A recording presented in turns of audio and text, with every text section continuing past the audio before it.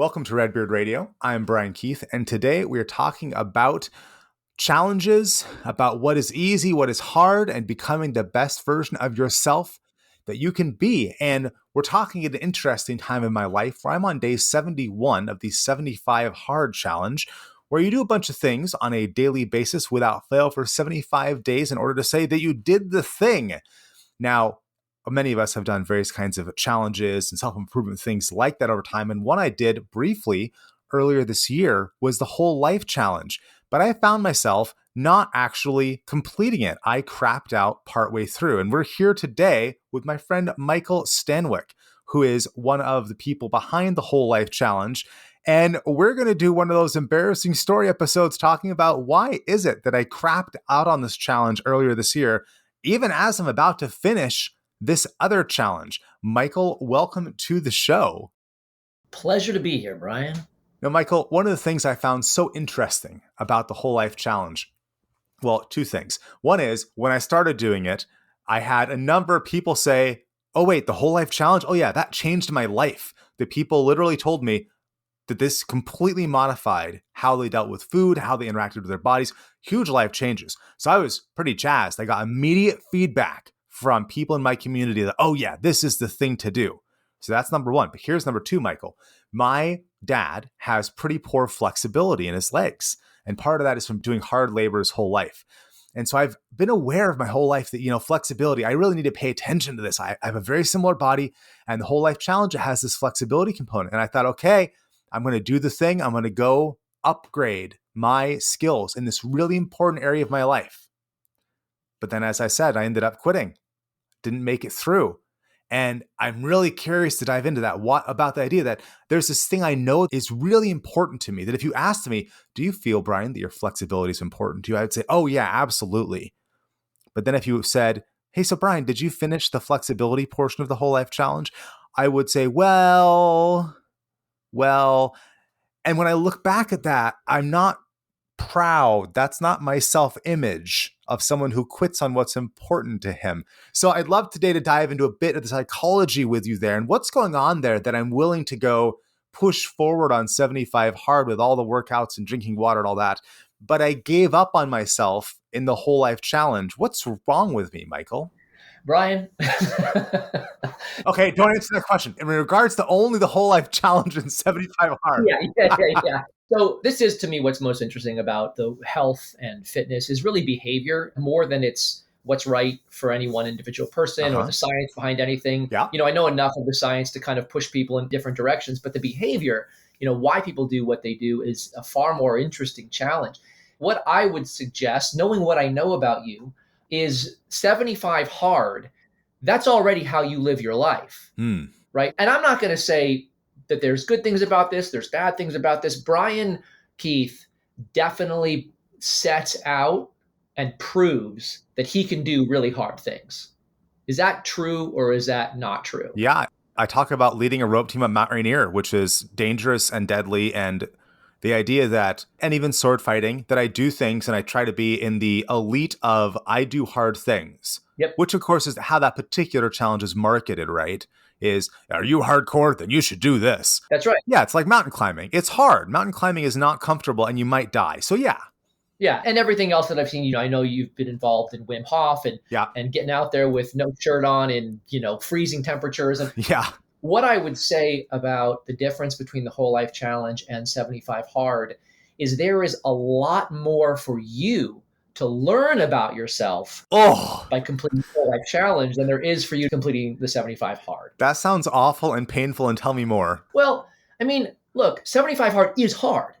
75 continuous days of 2 workouts a day, a gallon of water, strictly following a diet. What do you have to read? 10 pages of a book a day? Yeah, 10 pages and then just take a progress photo. And for me, for my diet, I did no added sugar whatsoever. Okay. It's hard. It's just proving to yourself. Yeah. Right. It's hard. And you have to do that, all of that, on top of everything else that you already do with your day, right? So there's not a lot of flexibility in there. Yeah. But you can do that, and that you're willing to do that. And almost at the end of the 75 days, I'm sure there'll be a degree of satisfaction, just like there is when you threw with the Mount Rainier ascent and descent. Yeah. But will you be surprised?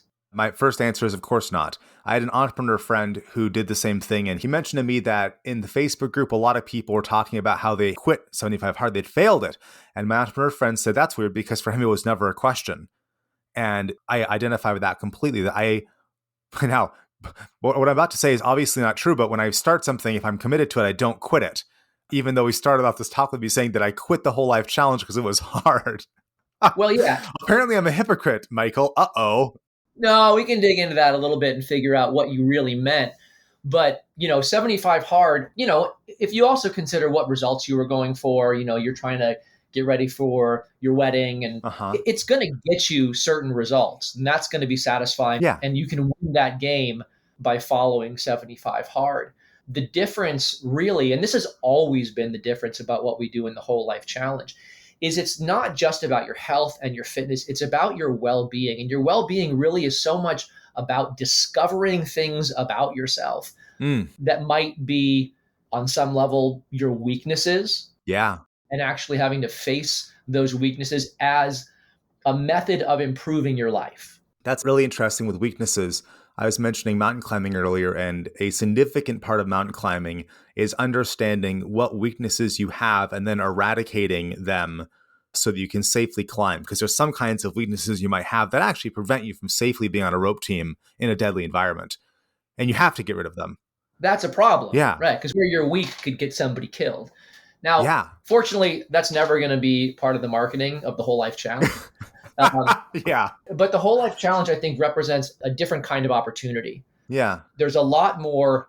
Let's talk about the matrix, right? There's choice, right? As opposed to the 75 hard, which eliminates choice. Yeah. Now, in the matrix, elimination of choice caused the whole system to fail. But in the Whole Life Challenge, the inclusion of choice can present a problem to people who have a personality where something like 75 hard, which presents no choice, just something to do every day. That's exactly right. Because I remember in the Whole Life Challenge, there was the flexibility component, and I felt incompetent and embarrassed because I didn't know what to do. And I know there was some training videos and all that, but I didn't already know what to do. And I didn't know if I was doing it well. And so it forced me to look at, I don't know how to use my body in these particular ways, flexibility training, as well as I think that I ought to. And I don't like looking at that part of myself, Michael. Well, and the question you also have to ask yourself is, how good are you at asking for help when you don't know how to do something well? In some areas of my life, I am excellent. And in some areas, I am demonstrably not excellent. And the difference between those two are probably things where this is so simple, I think I should know how to do it. And this is significantly complex where nobody could do it without help. Yeah, there's some areas, especially in my professional life, where I'm the fastest person to say, I don't know what's going on. Please tell me more. Or I don't get what you're saying. And I guess those are areas like podcasting. I have some substantial demonstrated expertise in podcasting. And if I don't know something, I will go ahead and ask in John Lee Dumas's Podcasters Paradise group. I will ask immediately because I'm not going to spend any time trying to figure it out if I don't understand it. I'm just going to ask. So what do you think the difference is? Why do you think you won't ask for something as simple as, this is where I think I need some work with my mobility, but I don't know how to do it? That's a good question, and I'm going to answer it for me. But to everyone listening, I think you should ask yourself that same question. And maybe it's not flexibility for you. Maybe it's something else, but that is such a good question. I think for me, it's the feeling of I ought to know. I ought to know. I ought to be better skilled. I spent a decade sword fighting. I have learned a lot about my body, and I was pretty high level for a 10-year sword fighter. And I'm a mountain climber. So there's all these extreme things I've done. And so I ought to know if someone says, hey, we're doing this challenge for this number of weeks, you're going to do a flexibility thing each day. I ought to be able to just do that. Whereas I don't feel like I ought to know how to install an electrical system on a sailboat. I'm going to read a book. I'm going to ask for help. And I'm going to go just be open. I guess it's openness to new information, whereas flexibility, I ought to already know. So when we put the Whole Life Challenge together, we put it together with the idea that this was an opportunity for people to explore, right? We think of the Whole Life Challenge really as an experiment in your life. And you're experimenting with things to see if they work or not. The challenge itself is really scored around the commitment. It's not really scored around how well you do each day. It's not how long you work out. If you get an hour workout, you don't get more points than if you did a half an hour workout or even a 10-minute workout. You really score well in the challenge for the commitment that you have each day towards each of the 7 daily habits. So it's not about, did I really make a lot of progress today in my hips or in my shoulders? It really is, did I put in the time to try and make a difference? Did I put in the time to learn something? Did I put in the time to implement something to see if it works over time? Because the whole life challenge really isn't about the progress that you make in those 6 weeks. Although people make a lot of progress in that 6 weeks with that kind of commitment. Mm-hmm. It really is about immersing yourself into a lifestyle that continues once the challenge is over. It kind of lights the fuse for a lot of people. Mm-hmm. And it's why there are no hard and fast fixed, you must do this, you must do that, 2 workouts a day, this amount of water, this amount of sleep. Because on any given day, any one of those things might be different for someone, but the commitment remains the same. And so what we're really trying to do is train people in a commitment to their nutrition, their exercise, their sleep, their well-being, the willingness to look at their day and say what worked and what didn't work. And I want to say something about what you said in the introduction, because you said I crapped out in the Whole Life Challenge. And really the only way, and I'm not sure exactly what you mean by that. Maybe you stopped logging in and stopped scoring yourself halfway through. Yeah. But for a lot of people, they get through and they didn't do as well as they kind of pictured themselves because they set the bar really high for what those 6 weeks would end up doing. But nobody craps out of the Whole Life Challenge so long as they remain committed. And that doesn't mean you do a perfect job every single day, right? Like maybe 2 or 3 days, oh my God, I haven't found the time to work out. Okay, I'm back on it. And you pick it back up and you go back in and you recommit to each of the habits. And that's why our scoring system is so visual. It's because it gives you the ability to kind of look and see, where are the gaps? Where am I missing? It's not a thought process. You actually get to see it on the scoreboard. What am I not doing every day? So there is no crapping out in terms of results. There's really only crapping out in terms of commitment. This brings to mind Vipassana, the 10-day silent sitting meditation courses, which I've gone to one and failed halfway through and just left because I couldn't stand it and I was in too much pain. And then I went back later and finished a 10-day silent sitting meditation, which tells me I'm very committed. But then I look at, I wasn't committed enough to the 7 habits of the Whole Life Challenge to keep on logging it and keep on being involved after however many weeks I was committed to it for. Well, this is so much like meditation. Because the misconception that people often have about meditation is my mind should be silent. And if my mind is not silent, I'm somehow not doing meditation correct. Yeah. And it's how well can you tolerate the lack of silence, right? When you actually sit down and listen to what's going on in your head, can you tolerate it? Can you let it be what it is without being so attached to it? Tolerate.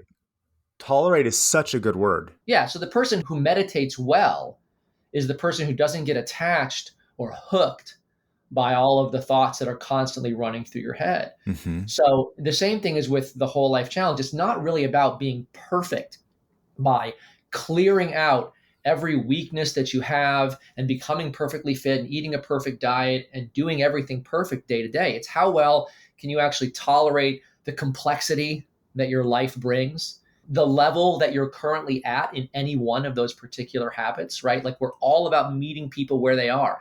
I would love it if you got 7 to 8 hours of sleep a night. But man, if you're getting 5 and I get you to get 5.5, you are making progress. Mm-hmm. So it really is how much can you kind of tolerate that lack of perfection in the pursuit of getting better. That's it right there.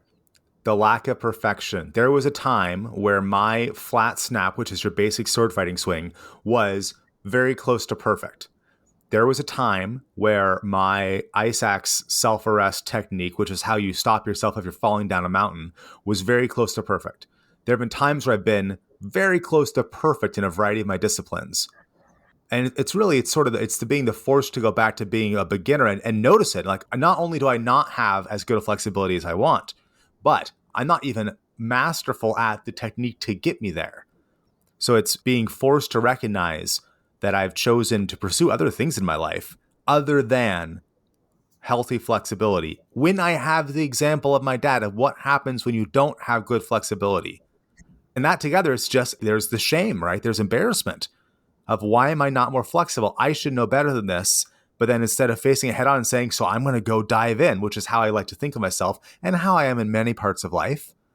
What you did with your whole life challenge is you exposed that in regards to flexibility training, that's not who I am. I'm not that brave Scottish warrior diving into dealing with this part of my life that I'm not expert at. Yeah. And we all have areas that are like that. And the big wins in the whole life challenge obviously do come when people have all of the physical success that they want. They lose 10 or 20 or 30 pounds or more. They go to their doctor. The doctor takes them off 3 or 4 different medications after just 6 weeks. But probably the bigger wins that people get when they go through the challenge is that ability to sort of tolerate their humanity, to tolerate their own imperfection and being willing to sort of take themselves on as a project. And like I said, be willing to tolerate your own lack of perfection. I feel like this interview needs to be a full-length book and or feature film and or TV series. There's a lot to unpack there, my friend, about tolerating your own humanity. Right. And that, to me, is the big difference between something that is much more boot camp driven. Now, don't get me wrong. There's a lot that people can learn in a boot camp. Mm-hmm. I have a lot of friends who years ago went through, I don't know how familiar you are with Kokoro, which is, I think it was a 3-day Navy SEAL-like training. I think over the course of the weekend, you probably did in excess of 1,000 pull-ups. Maybe you slept 2 hours. Oh, I think you start the weekend with 45 minutes of plank. Whoa. If you're familiar with Murph, which is the mile run, 100 pull-ups, 100 push-ups, 300 squats, followed by a mile run, I'm pretty sure you do that more than once with a weight vest on. Whoa. But that really is that kind of pushing your physical limits in order to kind of break you down, past the point of where you can fight your limits anymore. But I think, when people get into things like 75 hard or Whole 30, where it really is, can I just do this for 30 days? Can I just do this for 75 days? The problem I always see people facing is, what are you doing on day 31? What are you doing on day 76? And what we're really training people to do is have a mindset shift where when the 6 weeks are over, it's not like what I'm really craving is going back to, what everything that I was doing before. It's you have an entirely new way of looking at the approach, because you do now know how to get better. You've been changed as a human being who has to approach the world and yourself. Your outlook has been changed, and where you stand has changed as a result of Whole Life Challenge. Yeah, and I don't want to say that people aren't changed by going through 75 hard. Indeed. It's just a different kind of change. Well, one of the things you said in our pre-interview chat was it actually hard for me? And that really struck home, because while 75 hard is difficult, it's not really hard. It's okay. So there's time management. There's working out at uncomfortable times. There's drinking water when I'd rather be sleeping. But is it really as hard as facing flexibility and learning a new language of movement? Well, obviously not. That's just for me. For someone else, something else might be. Now, real quick, before we wrap up here, I want to hear, you said there's 7 parts of the Whole Life Challenge, right? Yep. And I've talked a lot about flexibility, because for me, that was the one that stuck out as like, oh crap, I'm not where I want to be. But it could be there's some other of the 7 that for someone else is the thing that really educates them and helps them meet themselves. So what are those other 7? Okay, so the 7 daily habits are nutrition, exercise, and you keep saying flexibility. We refer to it as mobility. Right. And the reason we call it mobility is because mobility is really about how you move in the world. It's a combination not just of, longer, more supple muscles, but it's also a kind of strength through a full range of motion. So It really is about your ability to move more than it's your ability to just be bendy. Great point. So nutrition, exercise, mobility, sleep, hydration, well-being, and reflection. I think most of those are probably pretty clear to people. Well-being is your practice for personal well-being. And for a lot of people, they come in, they're like, well, I have a meditation practice. I don't really do it very regularly. I'm going to use this to kind of get that on track. And just like we let people choose their own exercise, we don't tell people you have to do functional fitness or Pilates or yoga or run or cycle. Whatever is appropriate for you is what you can do. Whatever well-being practice is appropriate for you is fine. Now, a lot of people don't have anything like that. And so each week, each of the 6 weeks of the Whole Life Challenge, we introduce you to a new well-being practice. Now, each challenge, they are different. So even if you do the challenge over the course of a year, you'll be introduced to 24 different well-being practices, one of which, or two of which, or several of which you might actually find have real value in your life. But it really is kind of a survey course in well-being that lets you experiment with things like meditation or journaling, or even stuff like decluttering, connecting with people. There's all sorts of different aspects to your well-being, many of which include electronics and stuff like that. Fun story. I met someone who I'd always admired her workout routine and how diligent she was. And I just thought, wow, this is the kind of person who has obviously always been big into working out her whole life. What a hero. I'm not like that. And then I found out later, no, she used to never be like that. And then she did the whole life challenge twice. And it changed her entire relationship to her body. Yeah. And this was after I started the whole life challenge the first time. And I found like, holy schmoly, I can admire someone for something that's actually a new part of themselves that's only a couple years old. Yet it looks to me like that's just who they are. Fascinating. My business partner, Andy, he has a really good story just like that with his sister. And it was the same thing way for my family. My family didn't do the whole life challenge. His family didn't do the whole life challenge. It's often very much like that. The people we're closest to are the least likely that we're going to influence.